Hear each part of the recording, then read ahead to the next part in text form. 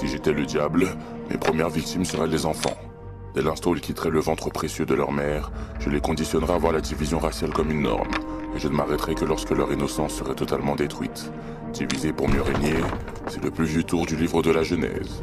Et en grandissant, je poursuivrai mon infiltration. Pendant 12 ans, je volerai leur cœur et leur esprit, et j'appellerai ça l'éducation. Si j'étais le diable, ma prochaine cible serait les femmes. Je laisserais des hommes vieux et déconnectés contrôler leur corps et leurs droits. Quel meilleur moyen de maudire Dieu que de manquer de respect à celle qui donne la vie. Et pendant qu'on y est, je ne leur dirai pas qu'elles ne valent rien. Je leur dirai qu'elles valent tout, à condition d'être désirées. Je leur vendrai des visages retouchés, des hanches redessinées et des rêves d'ascension au bras d'un homme riche. Je transformerai leur beauté en compétition et leur pouvoir en marchandise. Et puisque je parle de Dieu, si j'étais le diable, j'aurais un plan religieux parfaitement ficelé.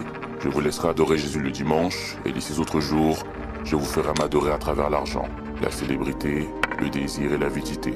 Je transformerai les 10 commandements en 10 suggestions, et je rendrai le fait de chanter la vertu plus important que de vivre avec vertu. Je vous donnerai juste assez de religion pour vous haïr, mais jamais assez pour vous aimer. Si j'étais le diable, je ne viendrais pas vêtu d'une cape rouge et de cornes pointues. Je roulerais en Lamborghini, j'aurais de beaux visages et une ceinture Gucci.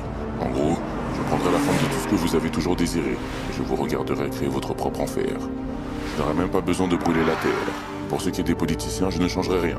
Ils font déjà mon sale boulot. Si j'étais le diable, je ne censurerais pas la vérité. Je lui donnerais 1000 versions. Je créerais assez de bruit pour que plus personne n'écoute, et assez d'images pour que plus personne ne regarde vraiment.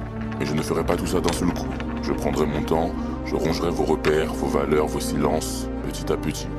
Et pour mon ultime tour de magie, je ferai douter les plus intelligents d'entre vous de mon existence.